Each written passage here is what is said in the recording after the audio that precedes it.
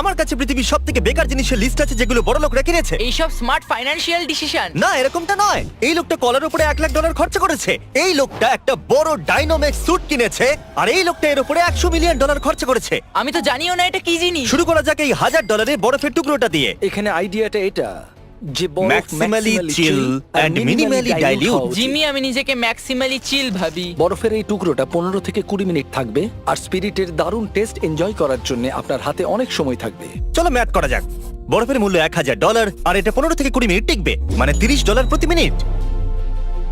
Smell নেই, টেস্টও নেই। হ্যাঁ, ওটা ফ্রোজেন ওয়াটার। যদি আমাদের কাছে ড্রিঙ্কে 15 থেকে 20 মিনিট ঠান্ডা রাখবার কোনো উপায় থাকতো। ওটাকে ফ্রিজে রেখে দাও। টু চেঞ্জ কি করছো তুমি? না, ওর কাছে 7 চেন আছে। হ্যাঁ, ওকে রিব্র্যান্ড করতে হবে। পরেরটা, আমাদের কাছে লুই ভিটনের $30,000 এরোপ্লেন ব্যাগ আছে। এটা প্র্যাকটিক্যাল কি করে?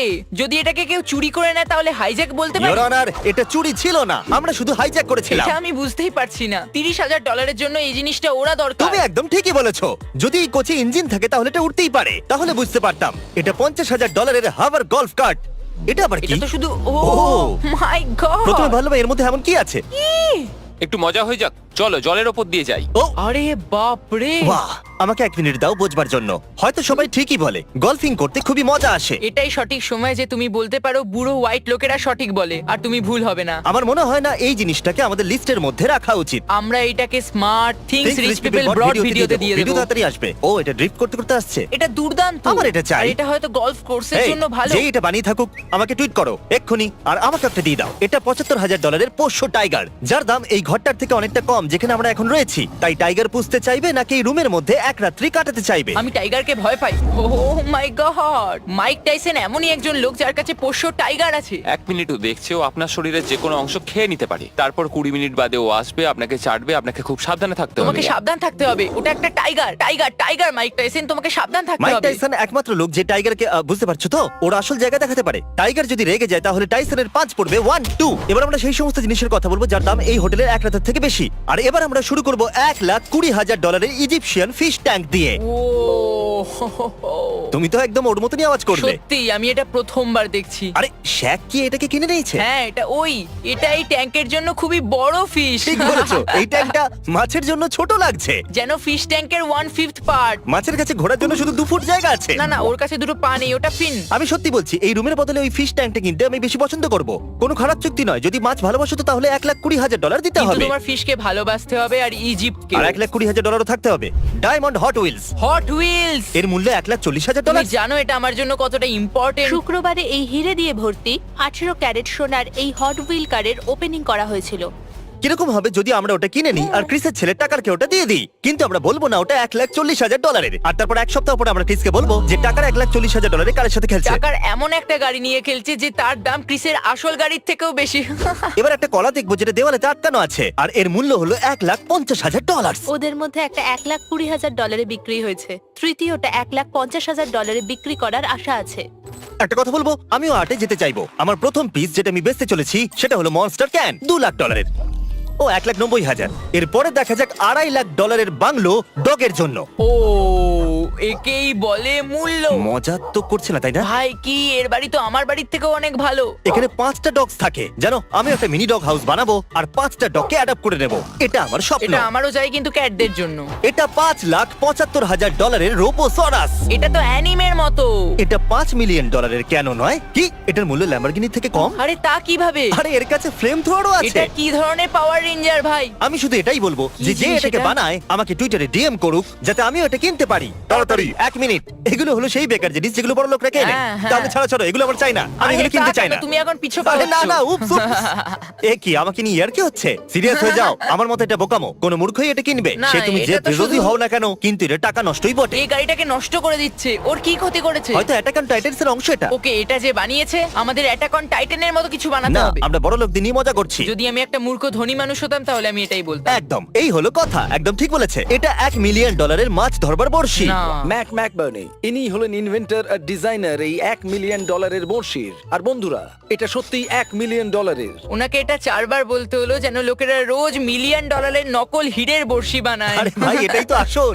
ও বলবে শান্ত হয়ে যাও বন্ধুরা, এটাই সেটা। ইনফ্যাক্ট আমাদের কাছে একটা ভিডিও আছে এটাকে না, ওটাকে সমুদ্রে ফেলার, ফেলো না। যেমনটা ও, আপনারা দেখতে no! পাচ্ছেন। ওয়াও, আমি জানতে চাইবো আপনারা কি পছন্দ করবেন, $1 মিলিয়ন ফিশিং রিল অথবা এই ড্রাগ ক্যাবিনেট যার মূল্য হলো $1,000,000।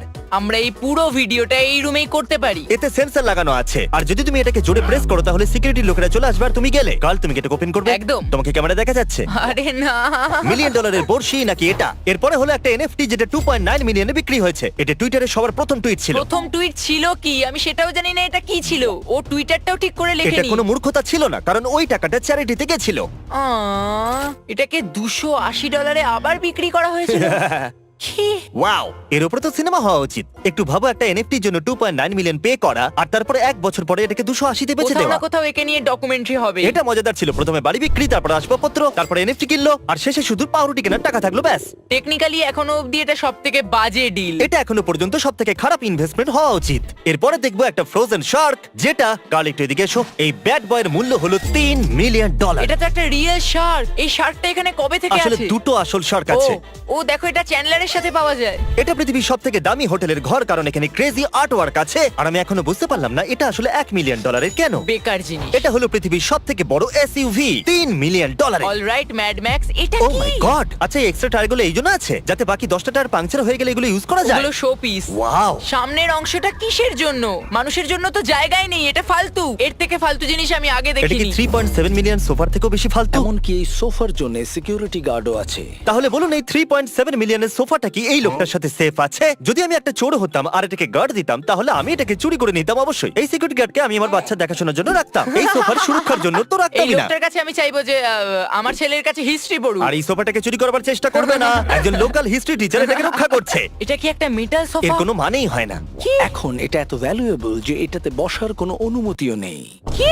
একটা সোফা যেখানে আপনি বসতেই পারবেন না। তাহলে এটা কেনার অর্থ কি? তাহলে তোমার $30,000 পোকেমন ব্লাস্ট টয়েস কার্ড কেনার অর্থ কি? আমি জানি না। চেকমেট। আমার দেখতে ভালো লাগে। ওদেরও সোফা দেখতে ভালো লাগে। এটা অদ্ভুত। এটা হলো পৃথিবীর সব থেকে দামি বাথরুম $4.8 মিলিয়ন।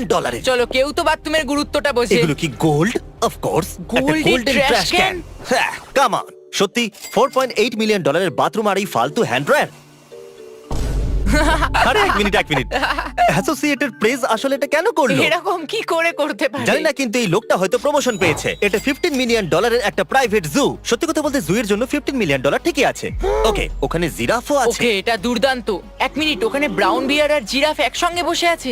এই জায়গাটা অনেক বেশি কুল। এক মিনিট, কি? Zero shot? ওখানে কি বিয়ারকে হাত দিয়ে খাওয়ানো হয়? আমার মতো মানুষ এটা কোনোদিন করবে না। মাইক টাইসনের টাইগারের কথা মনে পড়ে Oh গেল। my God! ওরা অ্যানিমেলদের সাথে এত কমফোর্টেবল কি করে? পৃথিবীর সব থেকে বড় এসইউভির মালিকের কাছেও এই পরিষেবা আছে যেখানে আপনি $25 মিলিয়ন দিয়ে নিজের নাম মহাকাশে লেখাতে পারবেন। ও ওয়াও! প্রত্যেকটা অক্ষরকে 500 মিটারে মাপা হয়। মানে একটা লিটার 5 মিলিয়নের। এই জিনিসটা কতটা বিশাল এটার আন্দাজ করতে গেলে এখানে আমরা আবুধাবি আর আলফুতাসাই দুটো আইল্যান্ডেরই দৃশ্য দেখাচ্ছি। ওয়াও!